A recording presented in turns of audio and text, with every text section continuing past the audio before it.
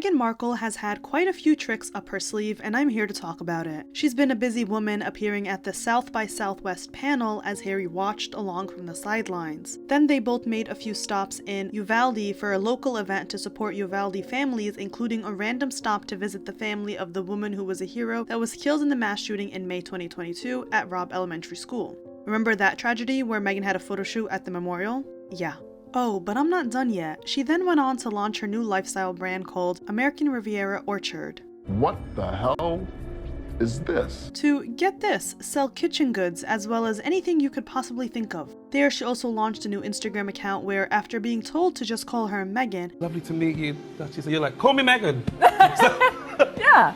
Or even ma'am, she is once again using her Meghan, the Duchess of Sussex title. And the cherry on top is that she does all of this in the hour that Prince William is at the Diana Legacy Awards in London, and with all of the Kate Middleton drama and conspiracy theories going on. I'm going to talk about that specifically in the upcoming deep dive about Catherine's cancer, how unfair that whole story unraveled, and how the vile Sussex agenda runs deep, with their mouthpieces saying absurd things about Catherine and the royal family, so keep your post notifications on for that video as it will be coming shortly after this one. In this video, I'm going to discuss all the shenanigans that Harry and Meghan have been up to, from their panel, to their PR stunts, to random appearances, to Harry being named in P. Diddy's case, and so much more.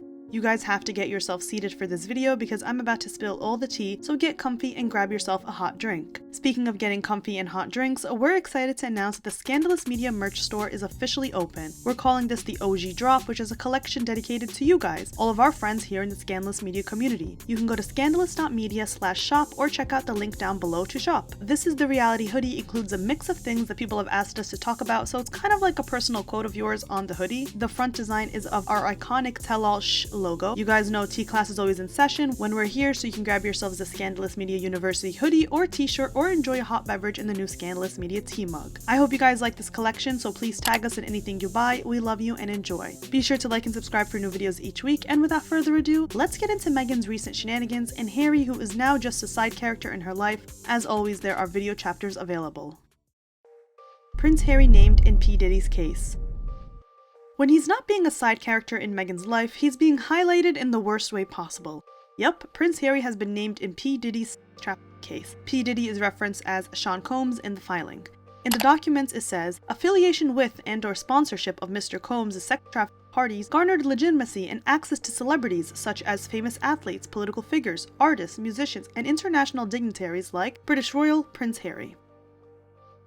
This brought up photos from the 2007 event Concert for Diana, where Prince William and Harry posed for photos alongside Kanye West and Diddy. While Harry is not accused of any wrongdoing, being named in the suit as a friend of P. Diddy will be an unwelcome reminder for Harry of his former association with the rapper, since this insinuates that Harry was someone that Diddy allegedly paraded around to his victims.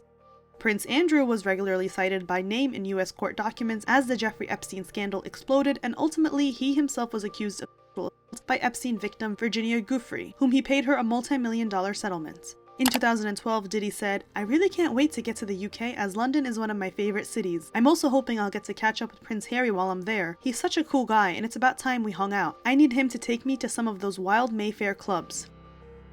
A lot of people were like, well, William's in the photos too. Yeah, but William wasn't mentioned in the case, nor was Diddy saying he's going to hit him up, so clearly there was some sort of friendship between Diddy and Harry, or was.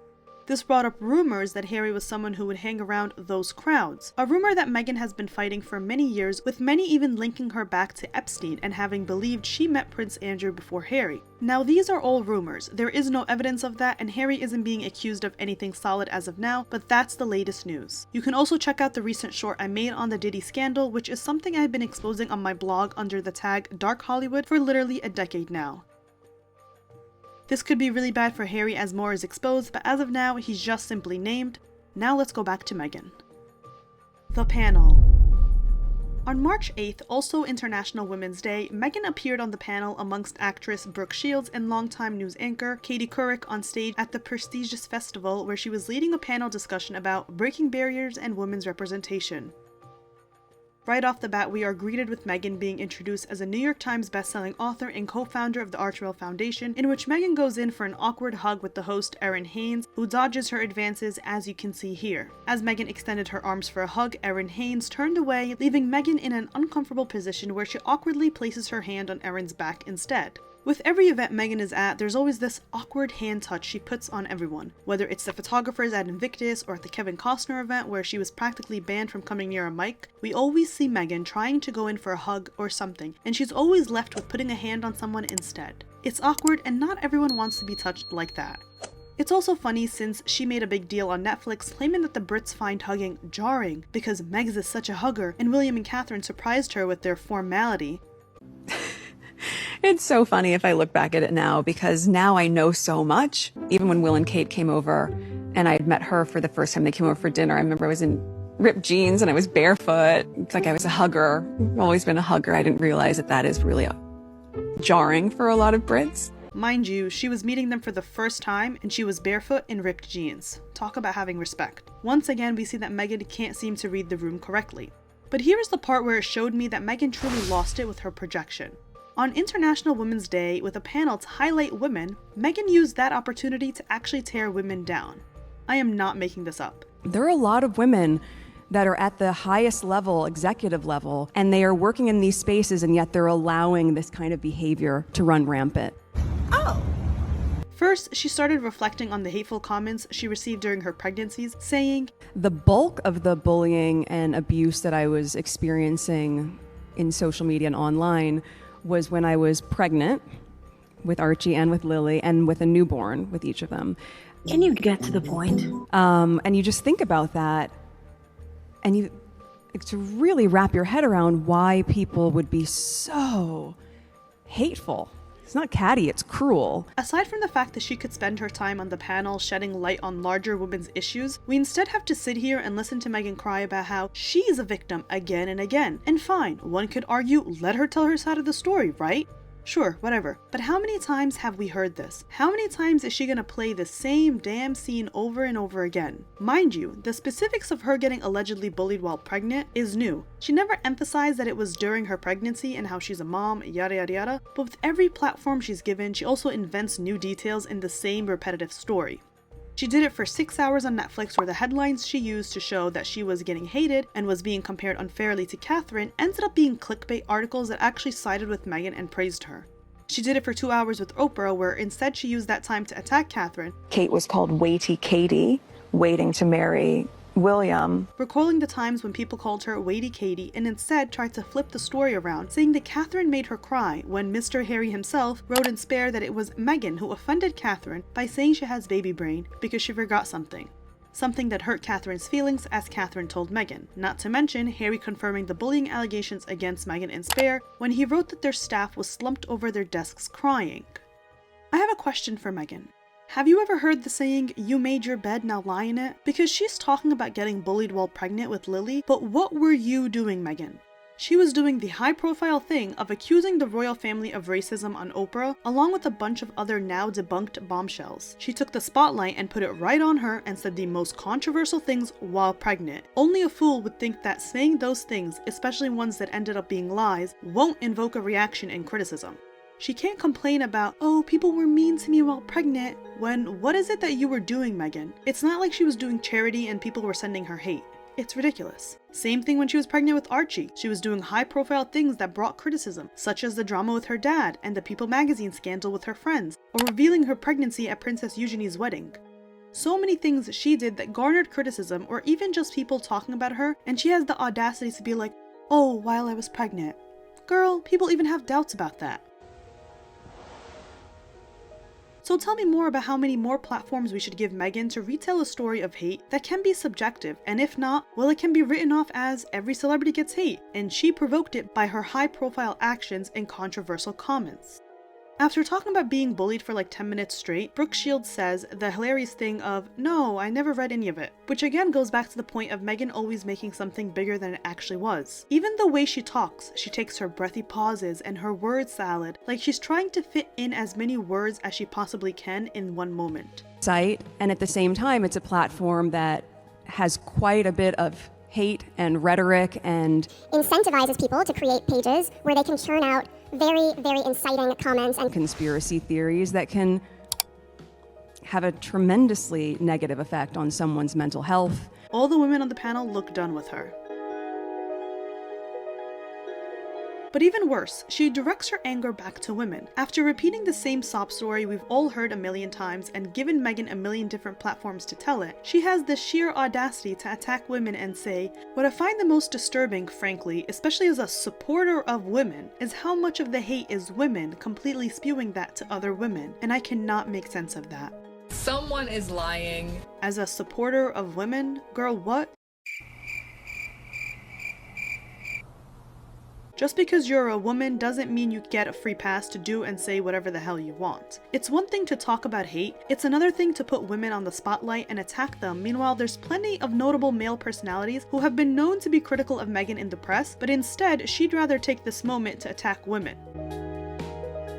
This reminds me of her podcast all about words that shelter women and what women have to go through, and yet for the season finale, she brought on a bunch of men to talk about their experiences.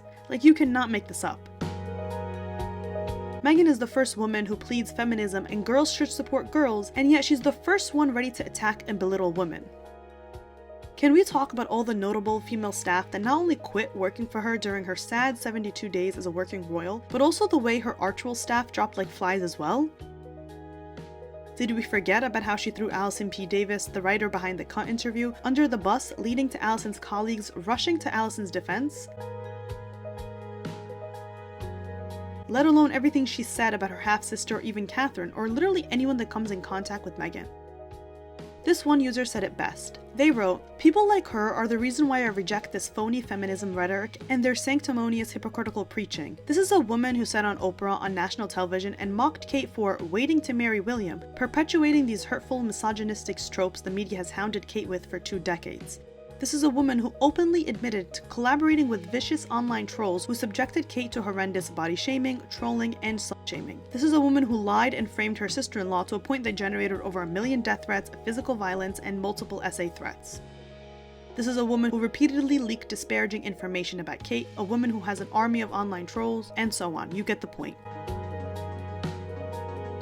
Instead of taking this moment to shine the light on women in social media and the high executive positions that Meghan mentions, she has the audacity to criticize these women in power as to why they're allowing this behavior. When we're talking about how many women are in leadership positions, there are a lot of women that are at the highest level, executive level, who are great champions of women, who are great philanthropists, and they are working in these spaces, and yet they're allowing this kind of behavior to run rampant. What? I have never heard someone say so many wrong things, one after the other, consecutively in a row. How are women responsible for what people say on social media? I can't wrap my head around this. She then keeps going on about how women have to put the do's behind the says and make changes. Put the do's behind the says and really make some changes on a systemic level. And then, on the flip side of that, we have a responsibility in all of that. The systemic change has to happen at the same time as the cultural change is happening, because if you're reading something terrible about a woman, why are you sharing it with your friends? Why are you choosing to put that out in the world? She wants women who criticize her to be censored. She said nothing when her mouthpiece Omid Scobie named Catherine as one of the royal racists, yet on Oprah she referred to Catherine as a good person. So as a big shot Archewell executive and a duchess, why doesn't Meghan practice what she preach? Why bring on Christopher Boozy on Netflix, someone who is known to send hate to William and Catherine and make fun of them, and even going as far as insinuating that William hurt Catherine and that they will divorce, as I will explain in my upcoming video. She then takes it a step further and asks the people in the audience, which she's mainly referring to women, saying, "As if you're reading something terrible about a woman, why are you sharing it with your friends? Why are you choosing to put that out in the world?" And she's met with a dead silent crowd and the rest of the panel staring at Meghan in disbelief. It's literally crazy. Why are you sharing it with your friends? And then somehow she starts talking about how this is people forgetting about their humanity. In the digital space and in certain sectors of the media, we have forgotten about our humanity. You know, Meghan, if you want to talk about humanity so bad, where was this humanity for your ill father who wanted to see his grandkids, but you cut him off because of staged paparazzi photos, something you do on the daily? Where was this humanity when Queen Elizabeth's health was declining, and yet you were milking her on the Netflix soap opera, which got released after her death? Or the fact that they did the Oprah interview while Prince Philip was not doing so well and ended up passing away like the week after. It's all this talk about humanity when it comes to her, but she shows absolutely no humanity to anyone else. She also mentions how she stays away from social media. Yes, social media is I keep my distance from it right now just for my own well-being, but... Which is hard to believe considering the slightest rumor about her is always met with an official response directly speaking to those on social media. She was also seen on Netflix obsessing over every little thing posted online, especially on the Daily Mail, and literally writing a whole email breaking down all their claims. Continuing her attack on women, she claims she wants to keep social media safe for mothers and says that mothers don't get any sleep because, wait for this, they're too busy scrolling on social media. When you're a new mom, it is a really vulnerable time. And the effect that social media can have on new mothers, I mean, even just the lack of sleep because they spend all this time scrolling and scrolling. What does that even mean? What is it to you, Meghan, how moms spend their time? Like, I don't understand why she wants to police everyone around her. It's insane. And why is she accusing mothers of spending their time scrolling on social media as opposed to, I don't know, taking care of their kids? Maybe that's something you do, Meghan, and are projecting it onto actual mothers. She also talks about how much of a hands-on dad Harry is and how motherhood is so crazy for her despite being privileged. It's portrayal of motherhood that looks so perfect when we all know it's not perfect. We all know that it's messy. I'm fortunate in that, you know, amongst the privileges that I have in my life, I have an incredible partner. My husband is such a hands-on dad and such a supporter of me and our family. It's funny that the kids are nowhere to be seen, but all we see are Meghan and Harry jetting off to different vacations, dinners, and events with the kids left to be raised by nannies. What really takes the cake though is Meghan repeating the same dish soap commercial that she has mentioned a million times by now. Again, how she was 11 years old and sent a letter to change the commercial. Katie Couric seems to throw shade at Meghan by saying, I don't know if anyone heard you tell the story yet. Meghan, will you tell the story about when you wrote that letter to P&G? Because I don't know if everyone's heard it, but it's such a great story. I was 11 years old, about 11 years old, and I had seen a Commercial on TV for a dishwashing liquid, and the boys in my class at the time said, it said, women all over America are fighting greasy pots and pans. And the boys said, yeah, that's where women belong, in the kitchen. Also, can we talk about how taken off guard she was when Katie said, Meghan, can you tell... Meghan, will you tell this? Like, look at this. She looks like she's fearing for her life as if she's about to be asked, hey Meghan, can you clarify all the lies you've spewed over the last couple years? Also, how is it that you're 40-something years old and one of the few credits you have to your name is still something from when you were 11 years old? Not to mention that it was a school project and thousands of kids in the country wrote letters, and Vanity Fair couldn't even verify the story she retold again in her Wild About Harry cover story, 2 years after she said it in the UN speech, which is why it ended up being omitted from the article. Tom Bauer wrote, Vanity Fair's fact-checkers had raised questions about its accuracy and after consulting P&G and advertising historians, had concluded they could not prove the whole story.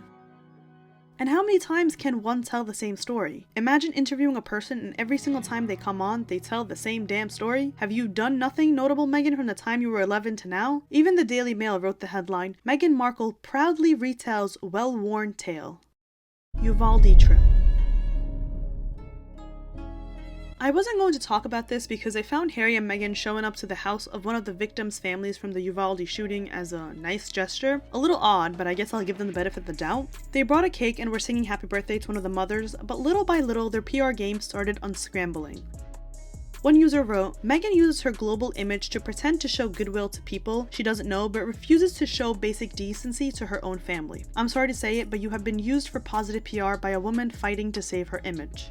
Which is a good point because she's out here charming other parents, but what about your father, Meghan? Someone whose health is declining and he knows he doesn't have that much longer. Where is his birthday cake? Or is it just you using anyone you can for publicity? After all, she did bring a camera crew with her for those painfully obvious staged photos at the Uvalde memorial. People argued, well, she's a celebrity at an event, obviously people will take photos. Yeah, people, not a whole camera crew. The only photographs of Catherine at the memorial for the murdered woman Sarah Everard in March 2021 were taken by those in the crowd on their phones in comparison with these high-res poses of Meghan. This is why I believe that her visiting that family was another PR opportunity as well as damage control for her photo shoot, especially since they could have just gone quietly, but no, the person posting all this content, John, also spoke to the media to say the couple had tears of joy and all this other nonsense. One Twitter user wrote, "Harry went from being a respected member of the British royal family, now he makes house calls to sing happy birthday to strangers for his wife's PR." What do you guys think? Random speech. Then Harry and Meghan gave a speech during an exhibition about black art and history in Los Angeles on March 22nd. I honestly don't know what a white British prince can possibly say about black art and history, nor can a mixed-race actress who claims she never got treated like a black woman. Most people didn't treat me like a black woman. And had King Charles be responsible for all the black elements of the royal wedding back in 2018 because she has only ever surrounded herself with white friends and culture. But to each their own. They didn't even have anything notable to add or say. Meghan literally said, "I thought, oh my gosh, the extension of that can mean you're vocal about your success. They'll see you and say you deserved it." Girl, what the hell does that even mean? What the hell are you talking about? She couldn't add anything worthwhile or relevant to the exhibition because she literally cannot relate to anything. It seems like they'll accept any random place to be if it means keeping their names in the headlines.